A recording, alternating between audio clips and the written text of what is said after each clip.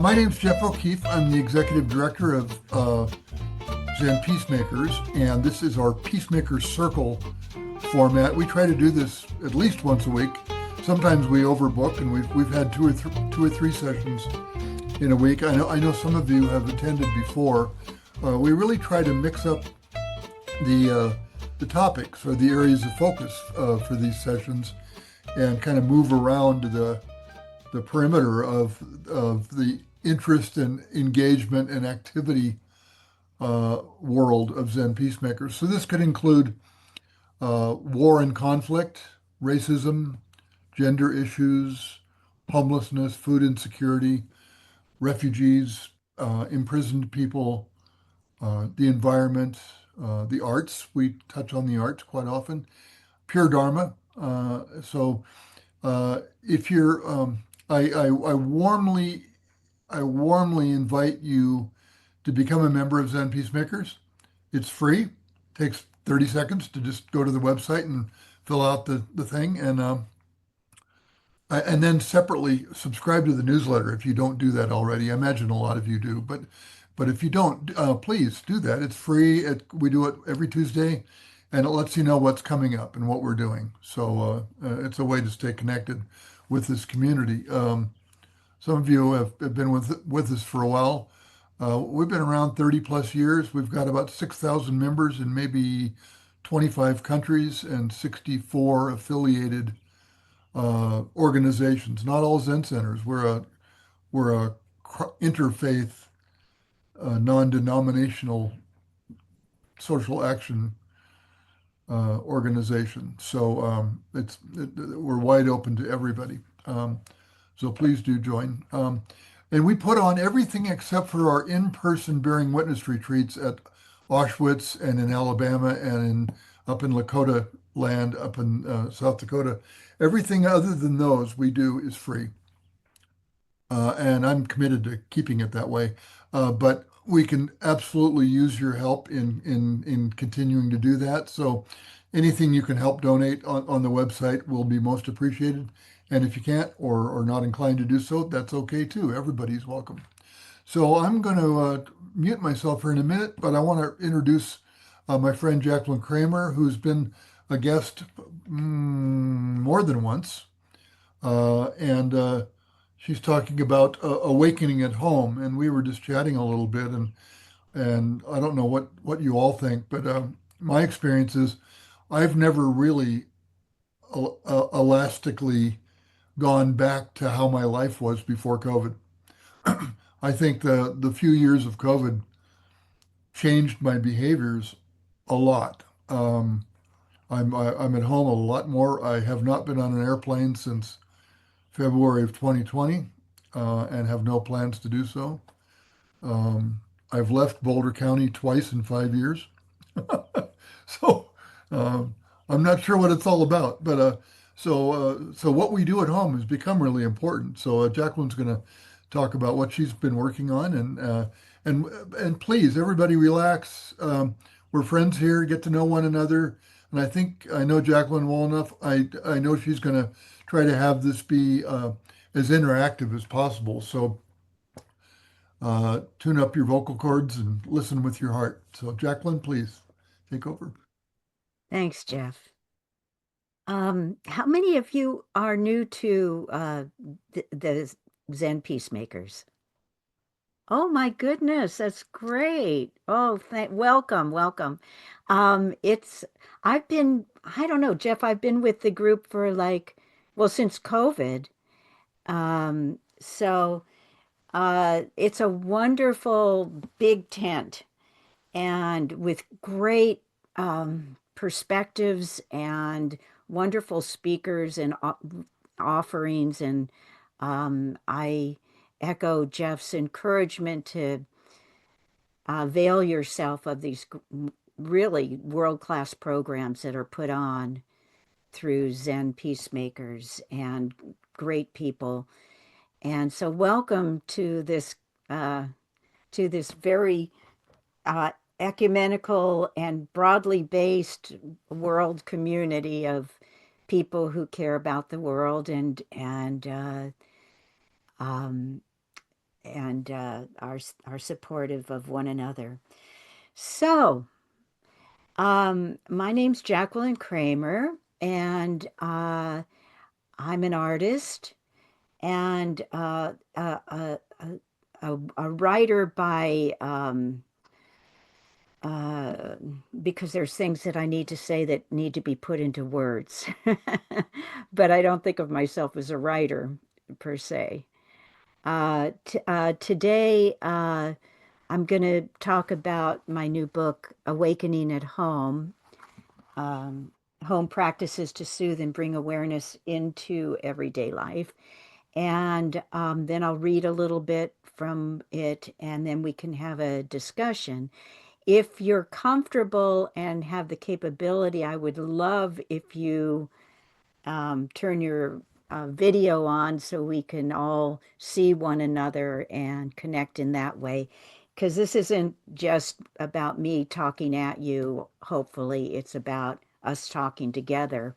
I'm going to start the discussion, and then hopefully we will have a juicy discussion.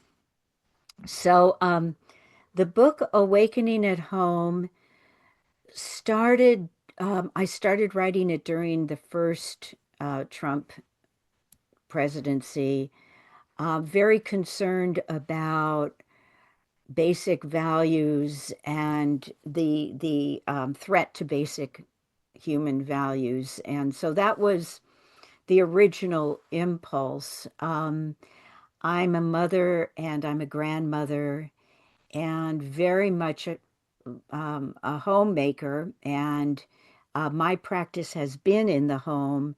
Uh, I didn't ever live in a monastery. So I've honed my own 50-year practice in my home, and that's been my laboratory uh, for the principle, the basic Buddhist principles and practices.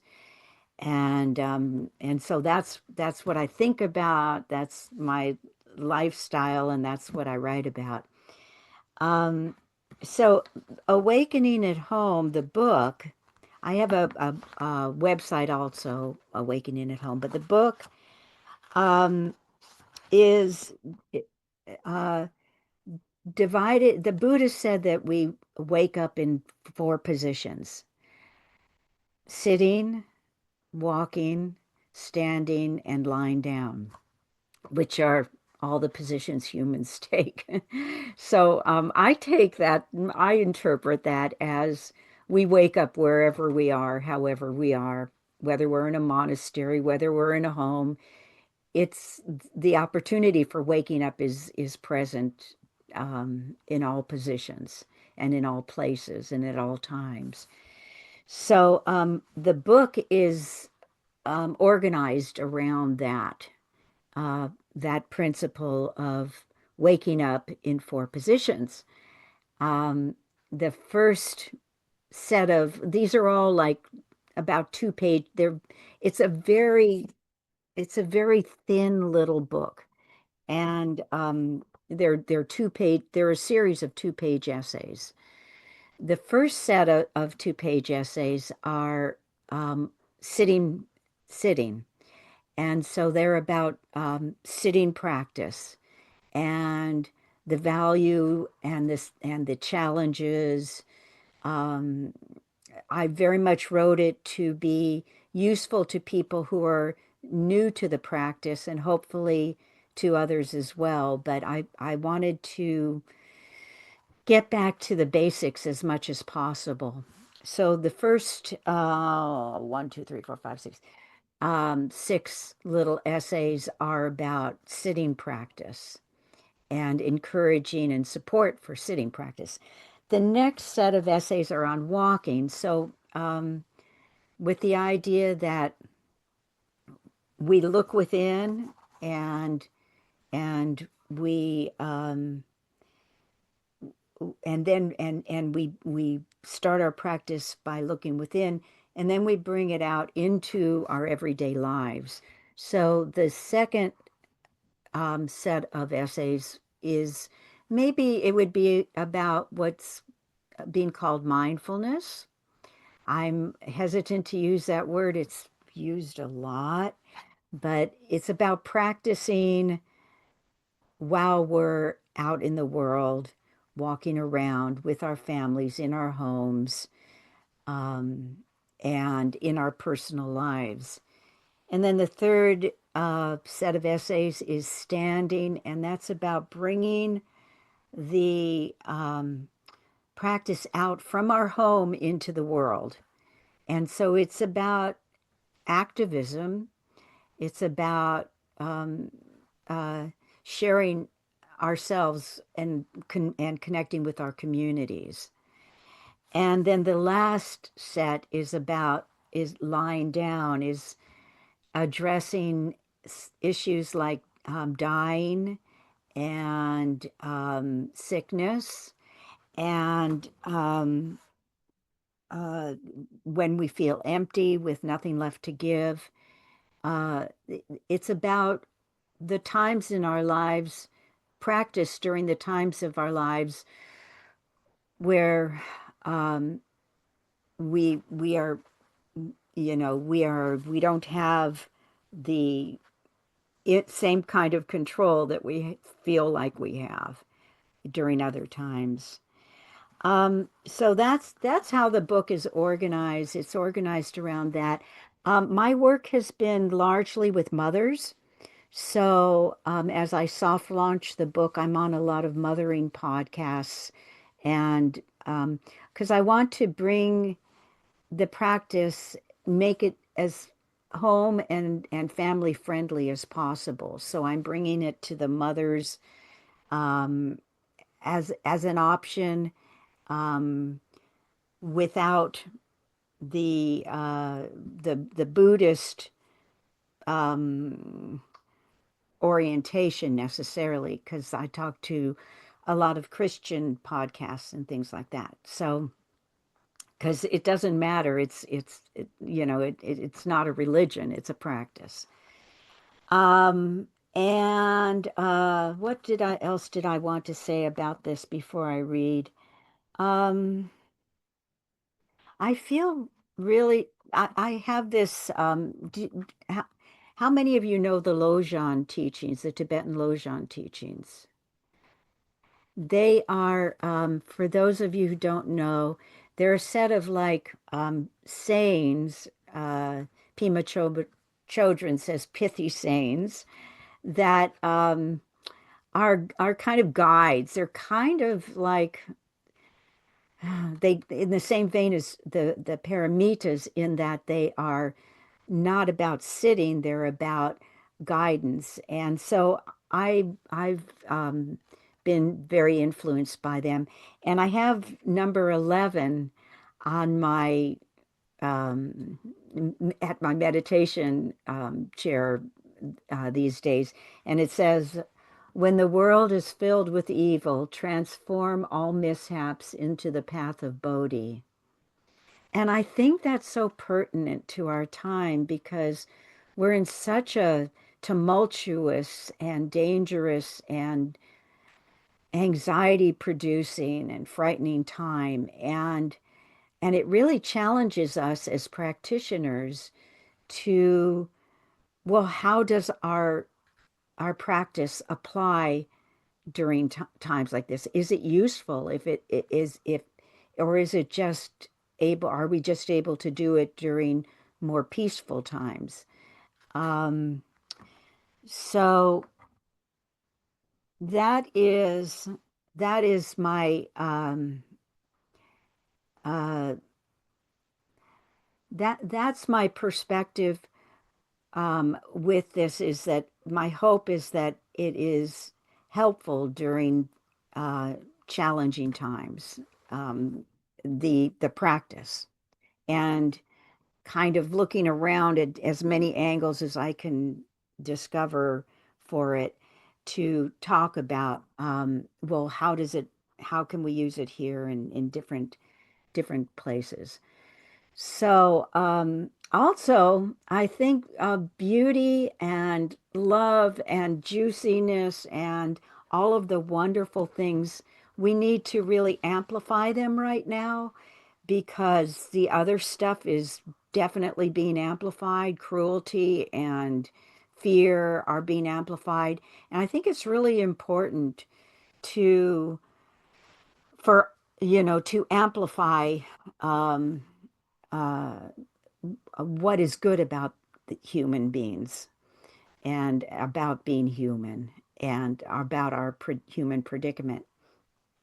So that is why I'm going out and talking about about practice and meditation and um, and different applications of it during this time that we're in. I feel really compelled to be a voice for um, what is beautiful about human beings and who we are. So I think I will read a little bit from the book, and then I just would like to open up the space for any questions or thoughts and just have a discussion with you. So I'm reading from the chapter, it's called A Lotus Grows Out of Muddy Water. And this is in the standing segment um, uh, of the book. Nancy was born out of wedlock to a teenage mother. On her first day of life, Nancy's mother left her at the doorstep of a church. She was soon adopted, but when she was 8 years old, her adoptive parents were killed in a car accident, so she was moved to a foster home. It was there that the abuse began: sexual, physical, and mental. Nancy endured the abuse for a number of years until it was discovered by a social worker, and she was moved again, this time to a home with kind parents. I met Nancy when I was a foster mom. She had become a foster mom for numerous children, determined to give them what she had wanted so desperately when she was a young girl. Nancy was a great foster mother of many children. The experience of abuse gave her an ability to really understand what her foster children were feeling and needing in a way that I, who hadn't had that experience, could never offer them. The lotus flower blooms out of muddy water. Without the mud, the flower will not grow as full and fragrant. I just have to put an aside here. I was in Thailand and um, I went to this kind of retreat center, and they had made the water very clean and tried to grow lotuses in them, and the lotuses did not grow well. And this is like literal. They need Lotuses literally need the mud in order to grow healthy and fragrant.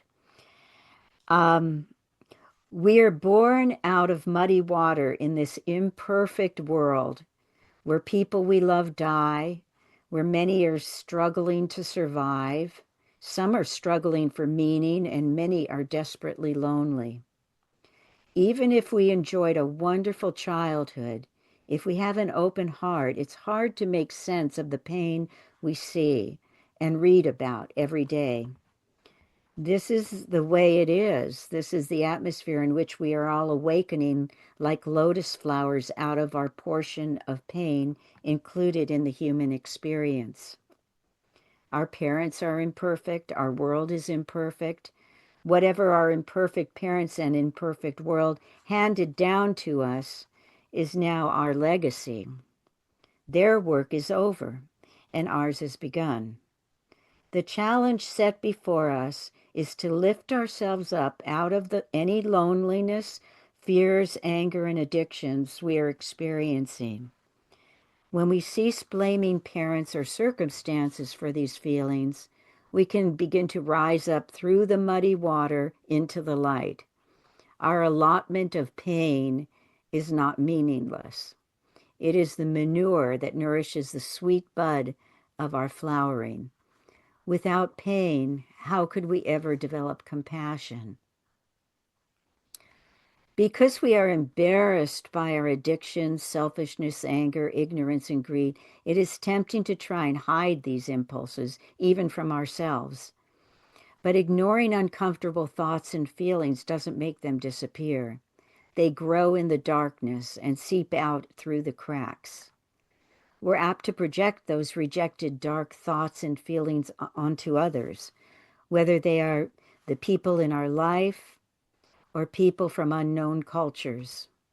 Our world becomes a scary place when we project our negativity outwards.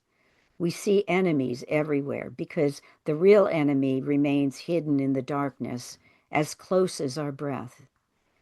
Blaming others for our unhappiness is a large part of the world's dysfunctional history. This is the story of xenophobia, a story in which millions of innocents suffer every day all over the world. If we are going to be peacemakers, we first need to make peace with our own imperfect self. Even wholesome activities such as meditation and love for our family can become toxic when they are tainted with a lack of self-awareness. Love for our family can turn into a tribal exclusion of others. Meditation can turn into a cold detachment or spiritual bypassing. I saw this in Burma, where the generals who terrorize their people are often avid meditators, and many have even been monks. Meditation alone does not make one a kind human being. A compassionate heart grows out of honesty about our very human anger, greed, and ignorance. An essential aspect of awakening is born out of facing what we most want to run from, not just once or twice, but as a never-ending inquiry. We expand our love and care further and further out to our community, our country, our planet, and the universe. There is no escaping this, and there is no shortcut. If we cease expanding and mistakenly believe we are fully awakened and beyond this at any point of the journey, our sense of identity is liable to harden and become toxic. This can happen to even the most advanced students and the finest spiritual teachers. Seeing the shadow in ourselves requires continual humility. Awakening is a never-ending process, not a goal. Regardless of how long we've been on the path, we need to repeatedly take courageous moral inventory of our strengths and weaknesses, lest we delude ourselves into thinking we have arrived. By approaching awakening as a way of life rather than something that we have either attained or not attained, we can relax and enjoy the ride. At some point along the way, when we are living honestly and in the present, we see how everything we have been through, each painful trial and joyful windfall, adds up to our unique beauty and fragrance. We become grateful for the pain we've lived through. It is the dog barking at our heels, keeping us on the path. So that's one, I can't really call it a chapter. That's how, because it's so short. It's, so that's what the book is. It's a bunch of essays like that. And so I thought it would be, this is probably a good time. I think this is probably a good time for us to have a discussion. If you have any questions, um, we're a small enough group that you could just raise your hand like this so I can see you, and we can go along that way.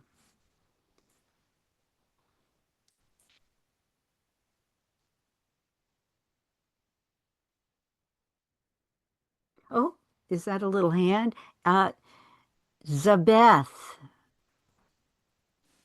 Yes, this is Zabet. Hi, Zabeth. Hi, thank you so much for your introduction, the chapter. um, yeah, I think that it's the return all the time, the checking out ourselves, and the idea that it's no attainment, but just we are working with ourselves, right? um, I think it's so good to be reminded all the time because it could, I don't know, personally, very often when I am with Zen friends or, in the Sangha I belong to, we know that we are all on, let's say, on a path. But when we contact other people in our lives, which is it's different, and I saw in myself that sometimes I had the tendency to preach a little bit. I mean, I will not say that I preach, but make remarks here and there, and I really have to watch myself, that it maybe I came to a certain understanding, but I have to leave people where they are, in their, maybe they are not searching, but we are all, and I will talk about right now, we are all complaining about the same thing. Right. And very often I will have the tendency to bring Zen teaching into it and suddenly retract, because it's just, I feel sometimes that I am stealing people from their own discovery of something. Mm. Yeah. So I mean, this is that, that's the story, is to be with what the insight I had, and to not put them on other people. I'm Mm. not a teacher, I'm a student, and it's not. So I mean, really, when you said also to bring some humility in the process, and this is where I want to return. And sometimes I can see how I can step a little bit outside of that Mm. and come back. Yes. Yes. Yeah. Yeah. That the practice of not knowing is I found very useful for that thing that I think I also am not an expert, and to always remember that I love that about Zen peacemakers is that we're always reminding one another that we don't know. Yeah. And that is a really so beautifully basic to Buddhist principle, not knowing. You know, it's how when you're sitting in meditation, you're sitting and not knowing. You're you don't know what the next moment's going to bring. You True. and so it not knowing. And I think another way of saying it is intimacy with the moment. And yet it also is so applicable to what you're talking about, Sabeth, of um, when I'm talking with other people, there's I don't know. There's a whole another universe that they inhabit, and it's so there's more so much that I don't know. At the same time, there's times, you want to share some thoughts, and there's nothing wrong with that either. I like what Ram Dass said. He said, um, he read from a letter that somebody sent him, and it said um, that my family hated me when I was a Buddhist, but they no, yeah, they hated me when I was a Buddhist, but they loved me when I was a Buddha. I return to that all the time. Mm. It's a difference between preaching and sharing who we are, and we want to share who we are. We have something beautiful to offer, and and how we offer it definitely can be something that turns people off or turns them on, and depending on, if we're being it or just, you know, speaking it. Yeah, thank you. Mm.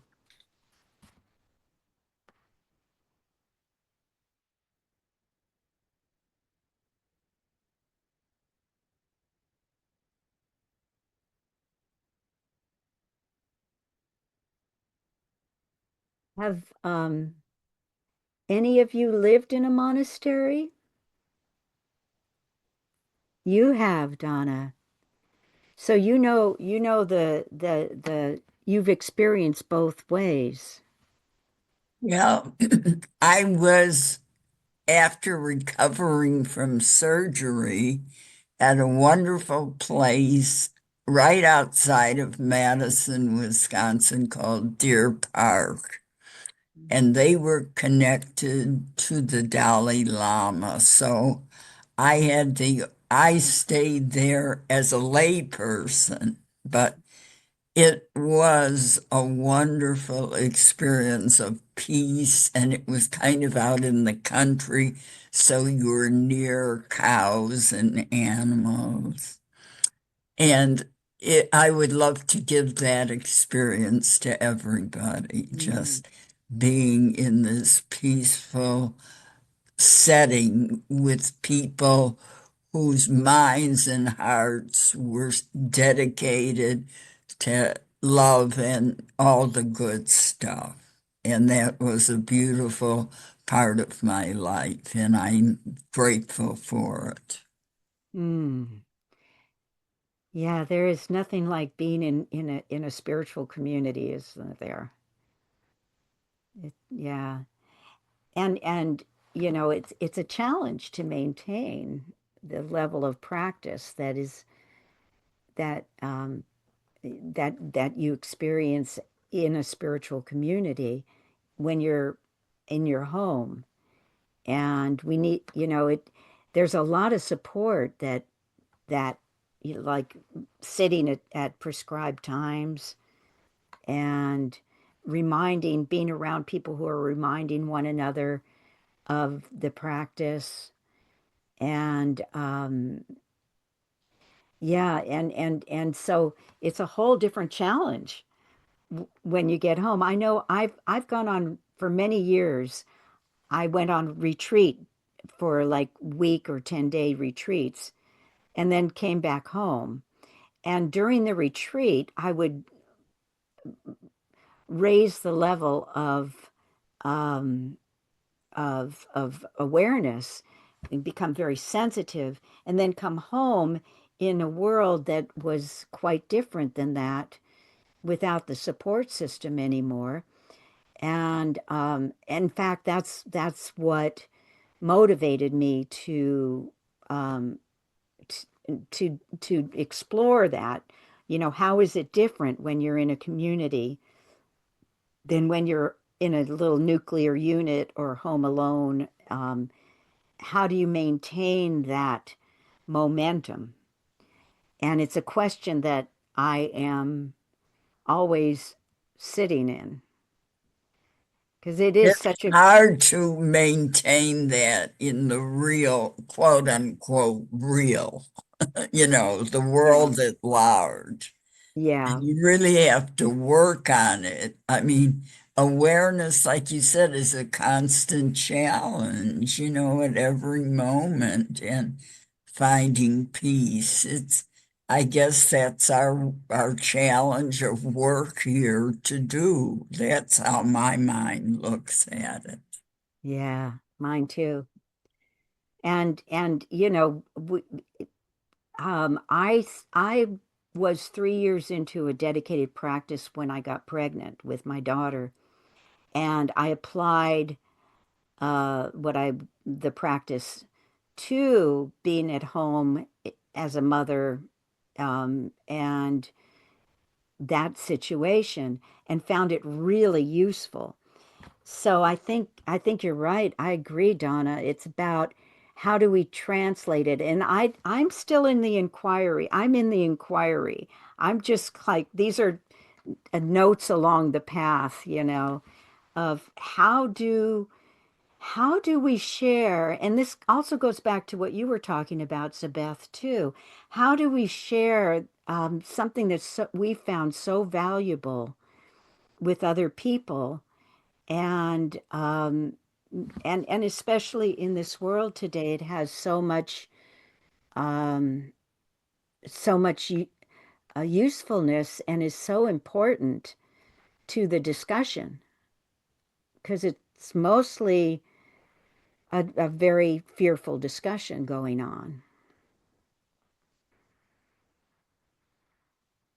Yeah. May I add something here? I mean, I don't want to take over, but I think that it is last week or 2 weeks ago, Miyotai Sensei published an essay, I think, on Zen Peacemaker, on one of the Bonnie Miyotai trace, addressing that special, what do we do Mm-hmm. in not knowing?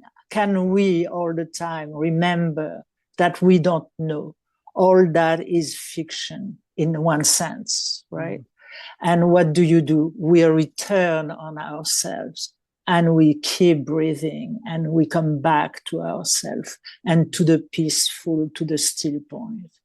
Yeah, I just add that because that was such a beautiful essay also.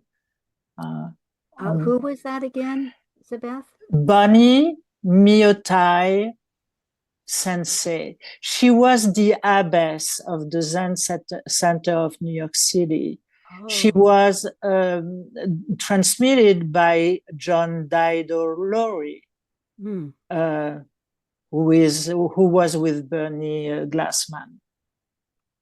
Right. So anyway, the essay maybe. Geoff, maybe you can remember that. I think it was last week or 2 weeks ago. It's not that long ago. Yeah. But it was really addressing the question, what do we do now? Yeah, that's right. Yeah. Yeah, beautiful. There is some really beautiful work coming out from different Zen teachers about this time.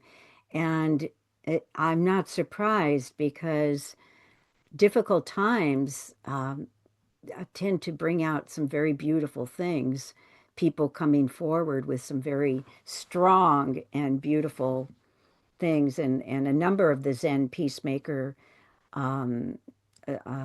talks have been just remarkable. Norman Fisher's talk is really beautiful, really beautiful. He's very forthcoming in talking about his own imperfections in his talk. And then Geoff and I were just talking about oh gosh, okay, I'm having a senior moment, but that's cool. I'm amongst seniors. I can have a senior moment. Peter Coyote. Oh my God, he just breaks it down. He breaks down. If any of you have not heard these and you really want to nourish yourself with some real um, real wisdom, I go to the Zen Peacemaker website and check out both Norman Fisher and Peter Coyote's discussions about what's happening today and their perspectives. Yeah, it is. It's bringing out some very beautiful things with a number of teachers. Yeah. So uh, we can keep talking, or I can read you another chapter. What would you like? Uh, how do we, can't see Jessica, Joanne, John, Beetle, Rich, Jim, Bree. I'm only seeing a few of us here. So, Maybe, I don't know how maybe, to maybe gauge. read another section, Jacqueline. Okay, I'll read another section. Let me see. What do we want to read from? Um,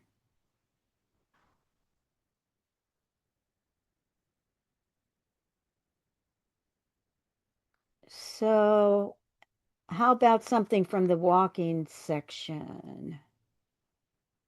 Um,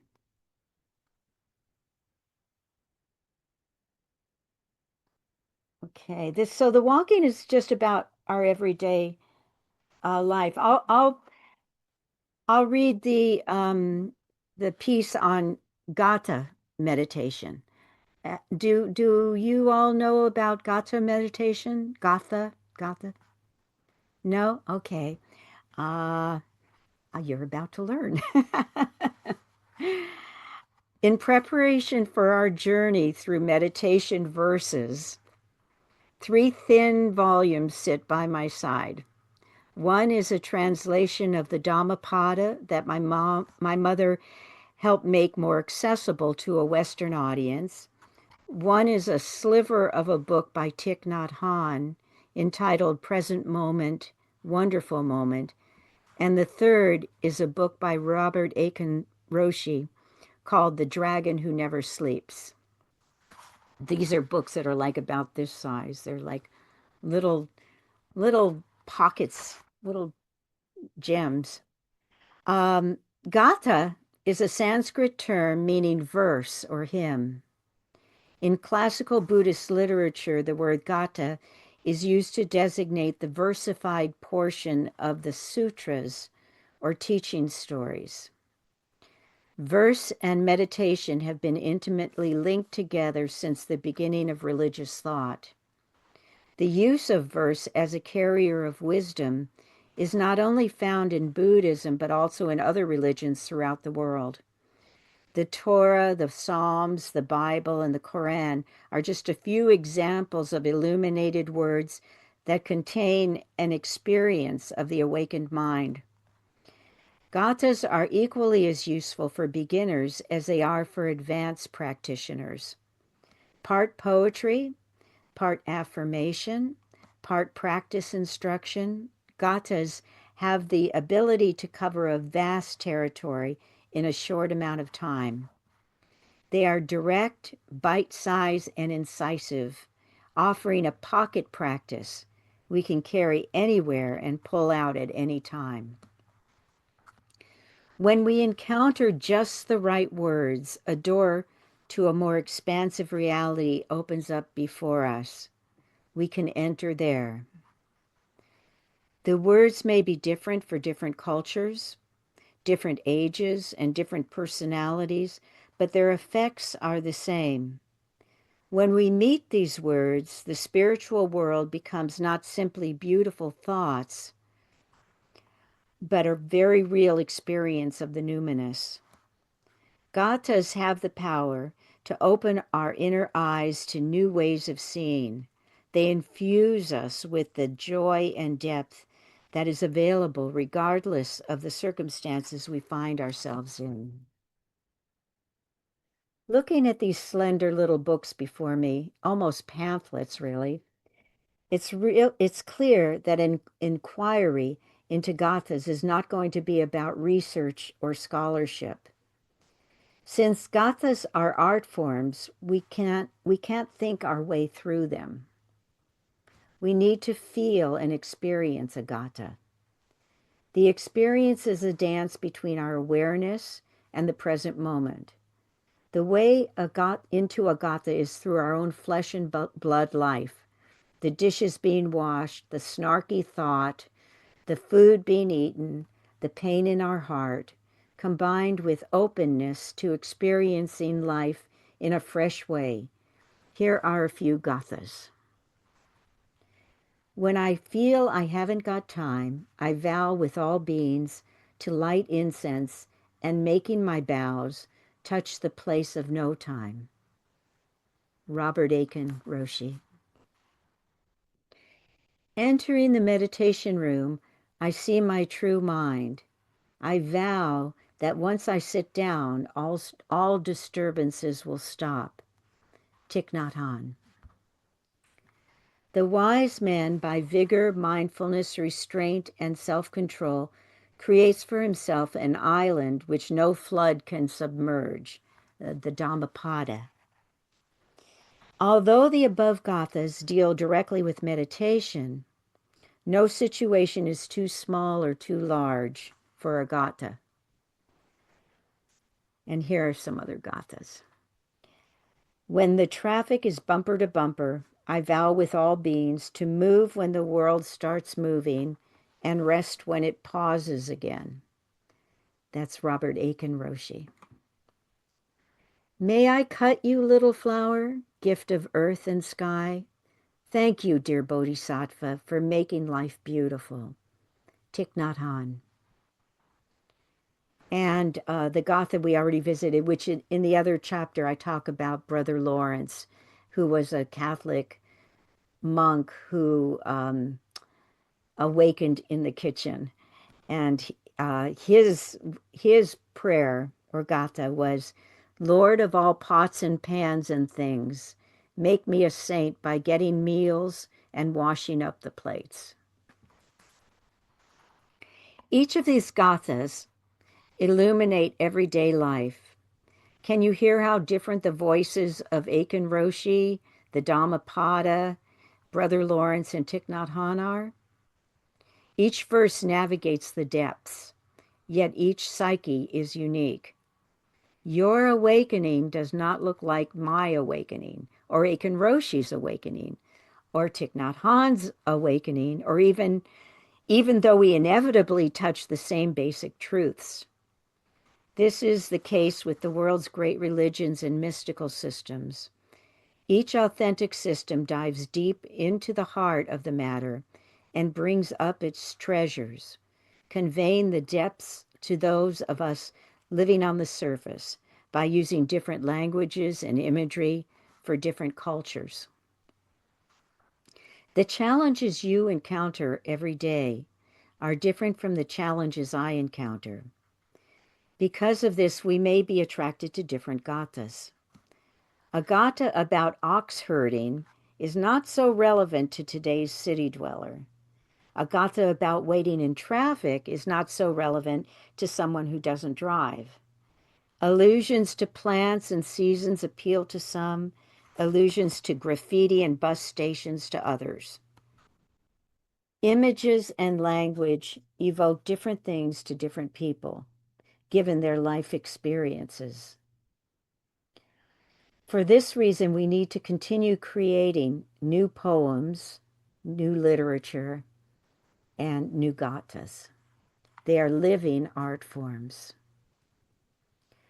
We have all had some encounter with the deep wisdom at our core. A gatha is designed to remind us of who we are and help us tap into that depth of wisdom, since we are all prone to forget.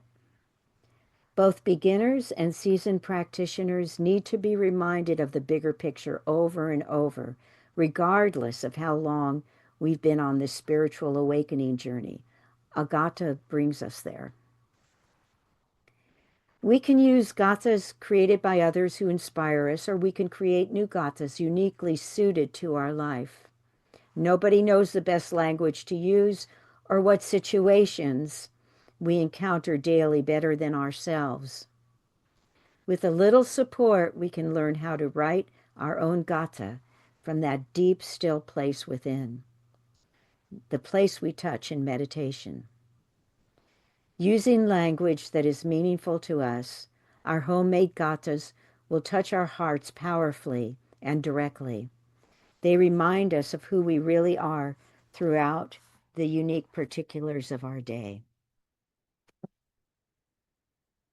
And I know that this is something that how I keep my practice, one of the ways I keep my practice in alignment is at my meditation chair where I sit in meditation. I have books that I refer to by teachers that are talking about that place that I'm entering when I sit down, and reminding me of, oh yeah, this isn't the time for looking at lists of things I have to do or ruminating on this or that, that this is what I'm doing, because it's so easy to forget. And I have ADD, so so I'm particularly need to keep myself um, keep getting myself back into alignment with the moment. So, does for those of you who haven't heard of Gathas before, does that explain it, or do you have any questions about that?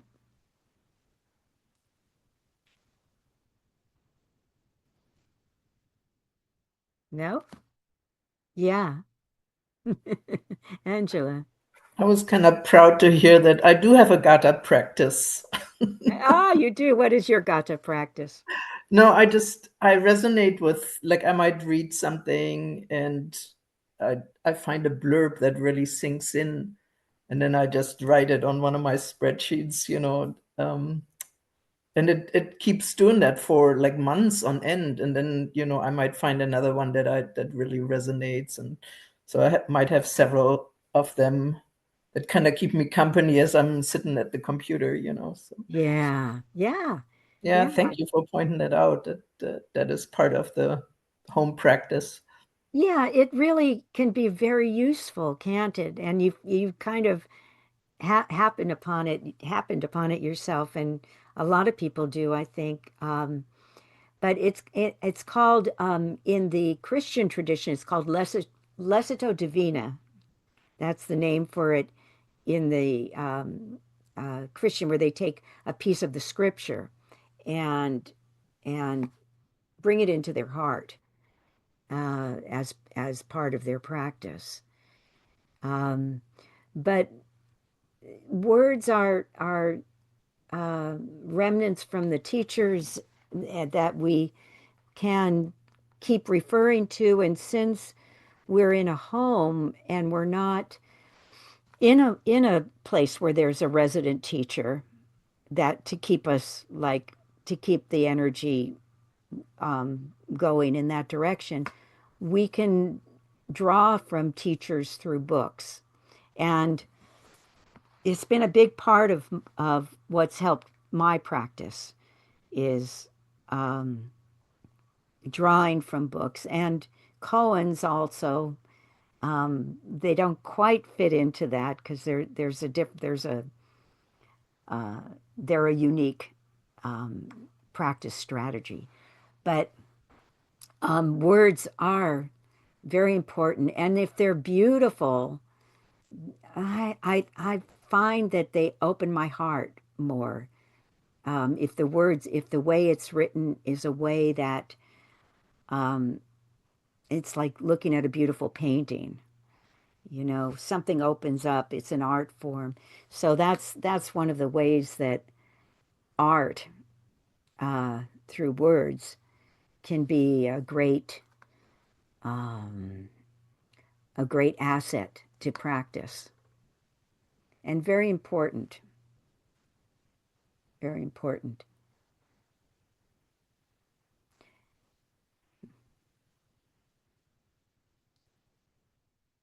Yeah, Jessica. I just wanted to comment.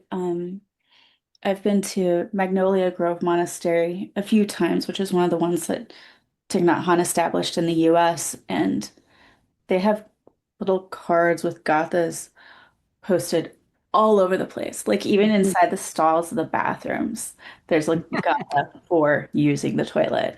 Um, one by the sinks for brushing your teeth, and another one by the sinks for just washing your hands. And it's lovely. And I now have like a set of cards, which I haven't put up on display yet. It's on my to-do list for this week, actually. Um, so that I have that visual reminder. Um, but with the proem and then like a little pretty picture to go with it. But I love the practice, and I love that you um quoted Thich Nhat Hanh too. So Yeah, thank you. That's Thich Nhat Hanh is great with gatas. His gatas are so beautiful. They're just very direct, and that you feel them, don't you? I mean, when they really work for me. Like if I'm washing my hand, if I'm eating a meal or washing my hands or whatever, and to help to remember, okay, be present, be aware. This is a beautiful moment. This is a moment you're alive, you know? And how beautiful is that? And he's so good with that. Yeah.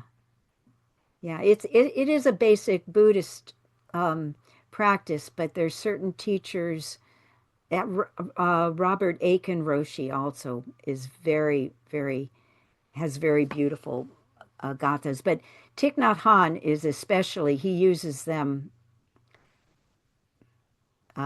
quite a bit and just beautifully. So thank you. How wonderful that you got to experience that. Yeah. All these things, it's like so that's what the book is about. It's like all the things I can think of at the time for how can we help ourselves. We need all the help we can get to bring ourselves back into the moment when we're washing the dishes, when we're arguing with our neighbor, when we're, walking through the park. Every time. And the idea is to have a through line of our practice.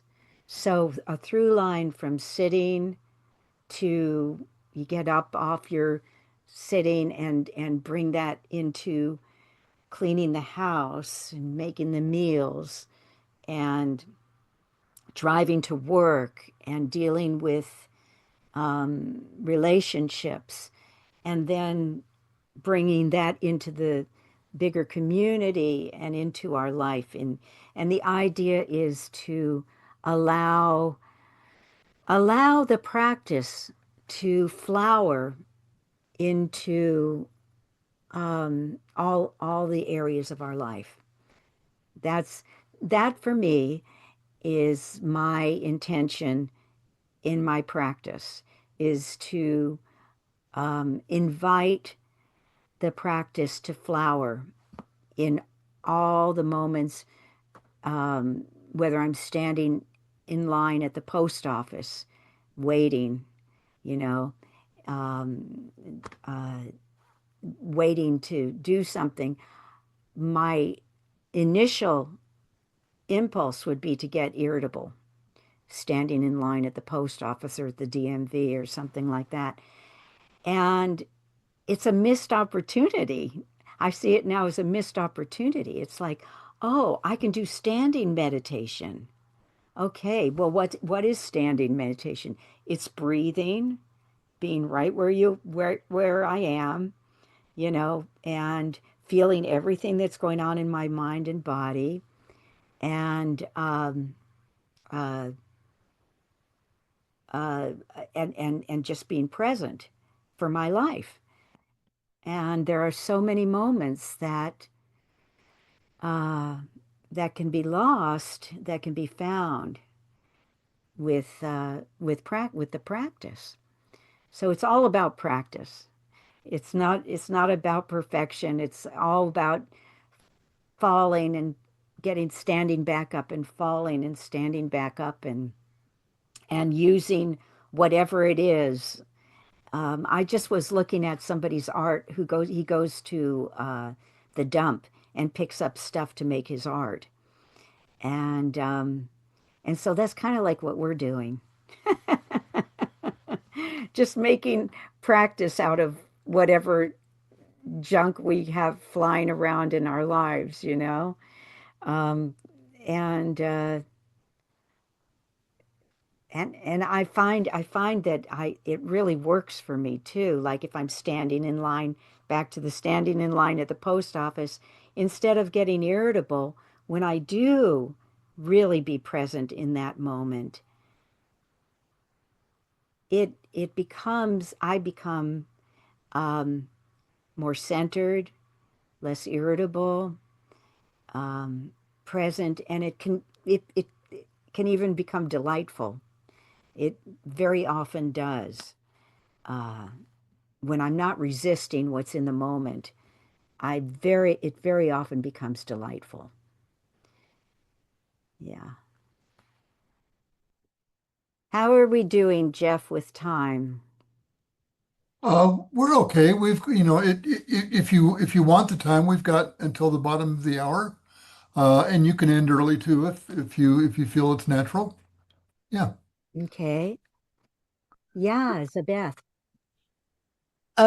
You read one, Gata, and I started to, and I would like you to read it again. And it's really attached to where you were saying about patience. And the person wrote, I think it's Aitken, but I'm not sure. Touch the place of no time. Okay, let me find that one for you. I think it was, I just suddenly, when you were talking about waiting online, and impatience, and I found that so touching, in fact, when you read it. Did you find it? Yes, I did. That's Robert Aiken Roshi. And it's when I feel I haven't got time. Do you want me to say it slowly so you can write it down? Are you wanting to do that? Oh, you're muted, Zabeth. Just listen to it, and I will find it somewhere afterwards. So yeah, it's in the book The Dragon Who Never Sleeps. Okay. All right. When I feel I haven't got time, I vow with all beings to light incense and making my bows touch the place of no time.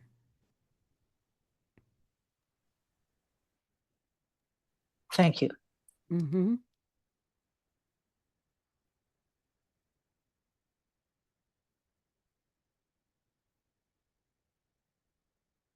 So is there anything anybody wants to share or comment on or ask?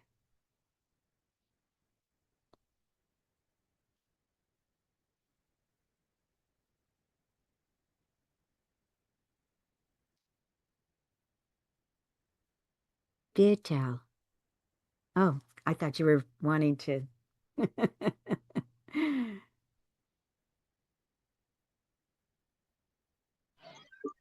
Well, yeah, I'm just from Minneapolis, and I really appreciated when you were reading your stuff. I just let it kind of soak in, and I ordered your Buddha Mom book. Oh, that's a very different book. But that was, oh yeah, but I looked at the synopsis and I'm like, oh yeah, that's way cool, Not only for myself, but my two daughters who are moms. Oh. And, of course, it always has to start with some self-interest, right? Like I'm still a mom. I'm 72. It's just my kids are 45, I'm 73. I'm a mom too. Oh, well, yeah. And just like there's two sides of a coin, it's a pure joy to be a mom, and then there's just the other side that is like where our practice comes, Yeah. And if I'm so attached to being happy all the time, I don't handle the darker side as well. Like if I just had the equanimity, it doesn't matter. It just is. Whether it's joyful or whether it's darker and maybe a little heavier, it doesn't matter because it's all temporary and permanent, and it's going back and forth. And I'm looking forward to reading your book. So yeah, great. Thank you. Yeah, thanks, Beetle. How do I say your name? Beetle? Beetle. Beetle. Like a bug. A beetle. Oh, like a bug, a beetle. Yeah, yeah, good. Well, Buddha Mom is very different than this. Buddha Mom, where do I have? Here it is. Um, it's a real full book. And it's published by a New York publisher. This one I self-published. Uh, and Buddha Mom is um kind of memoir of being going through pregnancy, giving birth, early mothering, and so it's much more focused on mothering and than awakening at home, which is just designed to be inspiration for home practice. It's kind of like that's the intention. No, Where I did look for that book. Um, awakening at you home. know, yeah, I didn't. It didn't show up. So Oh, it's on Amazon, but I haven't figured out. You could find it. Look either under my name oh, at okay, Awakening at Home on all right. Amazon. Um, I think I put Awake at Home. oh, that's where you didn't get it. It's awakening. Awakening at It's a Home. verb. Yes, yes, it It's is a an never-ending action verb. verb. Yeah. Yeah. I'm trying to figure out how to make it accessible to independent bookstores and so people can have options besides purchasing it at Amazon. But at this point, it's print on demand, so I wanted to get it out with before approaching a publisher if I ever want to approach a publisher with it. So, Now, my cousin, he wrote a delightful book called Hobos of Honeytown, and he put it on Lulu, which is like the online site for Amazon. uh-huh. And it's been on there for like 4 or 5 years. And somebody asked about it. I went on there and it was all in Italian because this Lulu change uh, translates the online version to whatever language the people want. So it's got Oh, this that's really interesting. kind of big, wide thing. Now he only charges $2.50 for the book. But I said, you must have a lot of popularity in Italy. And you know how their progressives can be. It's kind of a progressive book. So, but you might check out Lulu. Thank you. Yeah, yeah. He's found some frustrations with them, but I just thought that the international flavor, how they can just translate just like that for whatever, widens ripples. Yeah, that's nice. Thanks for that. Thanks Yeah. for that hint. I'm currently going on mothering podcasts and I haven't done anything with any Buddhist organizations except this because I'm kind of like branching out. Like, does this stuff translate to people who aren't in the Dharma? And that's a question I have, and I'm exploring that. So, yeah. So, anything else from anybody before we go? Anything else you want to say or ask?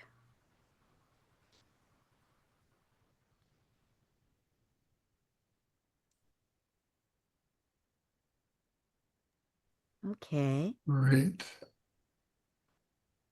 Well, Jacqueline, thank you for sharing about your book and your practice and these wonderful, very accessible ideas about how we enter here. Yeah, that's great. Mhm. And Yeah. thank you all for joining us today. Um, I'll put in a couple of plugs. Next week, I just looked at this. I want to remember. Next week, same day, same time, we have another circle like this, but it's with some folks I reached out and met at a place called Amache, Amache, a national monument. This is one of the internment camps from World War II, following Executive Order 9066, where Japanese American citizens, does it ring a bell today? Japanese American citizens were put in camps for a number of years. This one is in southeastern Colorado, and it was just recently recognized. And the fellow who will be presenting has images and stories and is related. His family was there. So that's next week at noon Eastern, U.S. Eastern time. And then the following day, we've been working on this one for a while. On Thursday, the 26th, at noon Eastern time, we have a panel discussion with 5 or 6 people. We're well connected in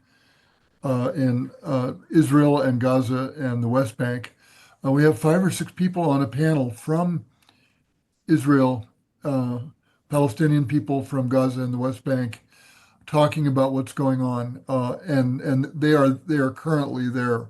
They live there now, and it should be really rich. And we've done this once or twice before, and we want to keep doing it, but so that we get real information, real stories from people who are experiencing the uncertainty and the violence and the starvation and death that are going on in that part of the world. So plan to join us if you can next week. Hmm. And with that, I will say thank you all. Oh, Donna, do you have a question, or are you waving goodbye? I just wanted to suggest to Jacqueline that she could be connected to Upaya. That's another great organization. Yeah. Upaya is part of Zen Peacemakers. It is? Yeah, Okay. Joan Halifax was a I don't know what disciple of Yes. Bernie's too. And so we're all very connected. Yeah. Thank Well, you. I'm thankful for all of you. Thank you. Thank And you. thank you all for staying with us today. And I wish you a happy summer Wednesday. Enjoy yourselves, and we hope to see you again. Thank you, everyone. Thanks, Lovely to be Jacqueline. in the morning with you. Thank you.